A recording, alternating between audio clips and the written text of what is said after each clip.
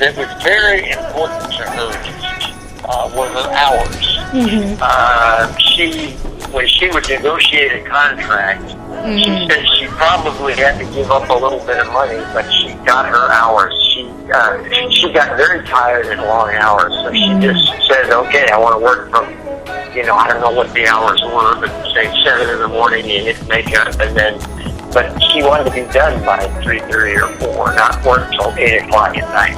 And that was part of her deal. And I think, she wasn't very big, and she probably just didn't have that much stamina. I mean, she was a tough little thing as far as mentally and physically when she had to be, but she just didn't want the long hours. So and I think that they were probably making more and more demands on her, and she said, no, I'm not doing it. Acme Trucking Company? No, Mr. Smith is not in.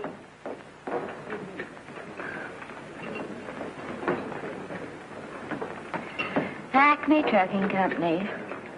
No, Mr. Smith is not in.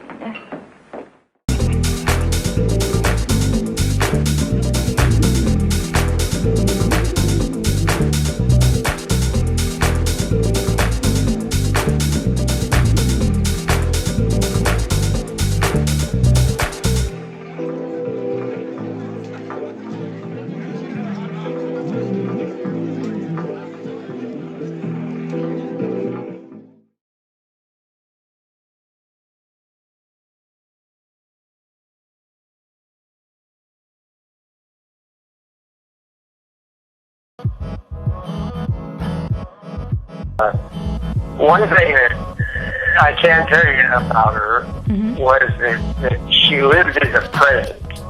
She didn't, for example, most people that win an Oscar put it on the mantelpiece. She had hers in a closet. And she didn't, that just wasn't her thing. To brag about that sort of thing. That's like she told me that, remember, she got the first one, so we didn't have quite the history, obviously, that they do now.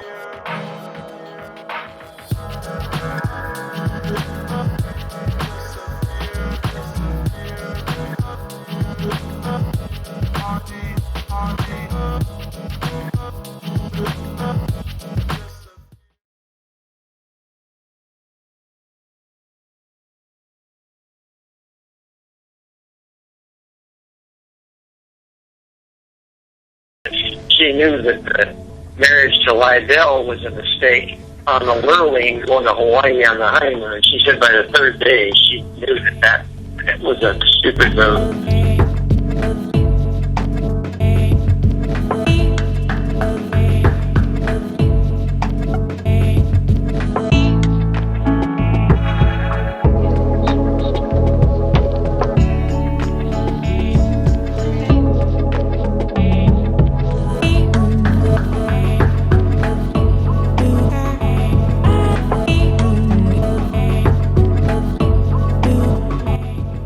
Have another child, or was just one just enough? Well, she was told that she couldn't because she had me as a cesarean.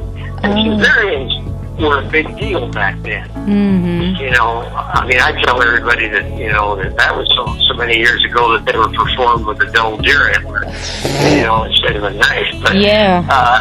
You know, it was major surgery. Where now, there's some women around that might as well put a zipper on there because they decide they want all their kids cesarean because they don't want to go through labor. Right. So, you know, but it's just a different time, and so she was told that it would not be a good idea.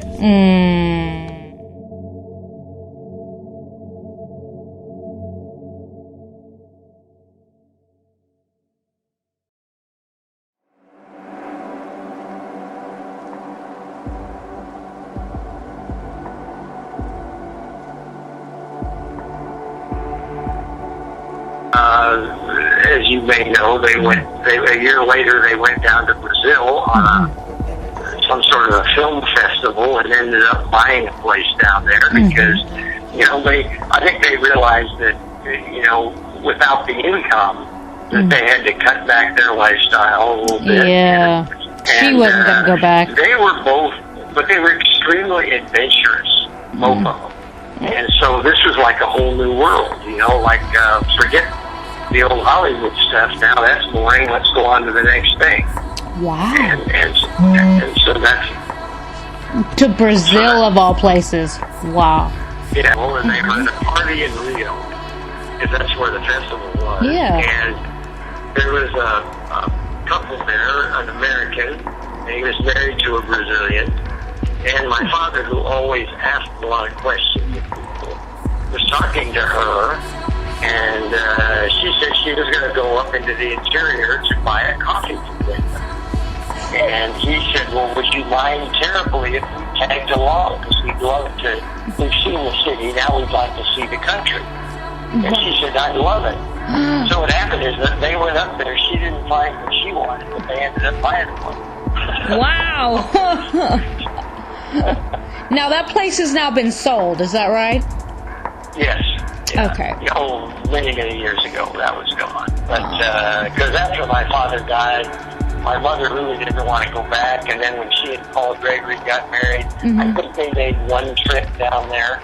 And then it got dicey politically down there. And they had in the middle 60s, the election went to a guy, if he wasn't a communist, he was a socialist. And some of the friends that they had and that I had down there left the country for a while. I mean, it was very unstable. It was not a place you wanted to be. Oh, no. Well,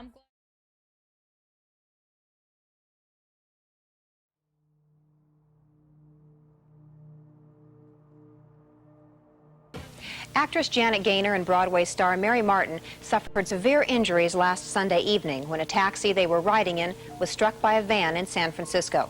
Miss Gaynor, who is 75, underwent 4 hours of chest surgery and was in critical condition for the next 5 days. Miss Martin, who is 68 years old, suffered a fractured pelvis and was in intensive care for nearly a week. The taxi and van collided with terrific impact, and victims were pinned inside until a fire department rescue team could pry them out of the wreckage. Ben Washer, Mary Martin's 76-year-old personal manager, was killed in the accident, and Paul Gregory, Miss Gaynor's husband and producer, was injured. Police say that the van was speeding and ran a red light before striking the cab in a busy San Francisco intersection. The van's driver was booked on suspicion of manslaughter, felony drunken driving, reckless driving, as well as speeding and running the traffic signal. As news of the accident spread around the world, flowers and telegrams and phone calls came into the hospital, wishing the two actresses a speedy recovery. Among the senders, Elizabeth Taylor, Bob Hope, Mel Torme, and Lena Horne. By week's end, Janet Gaynor, who won the very first Academy Award for Best Actress, was taken off the critical list, and doctors say she has a good chance for a full recovery. Miss Martin, doctors said, is doing very well, and she has been moved out of the intensive care section of the hospital. They are two wonderful actresses and wonderful women, and we join all the others in wishing them a very speedy. She was an upbeat person even through the accident. I mean, she was one who never complained, which was amazing because you'd think that if you were hurt that badly, you're bound to complain a little bit, and she didn't.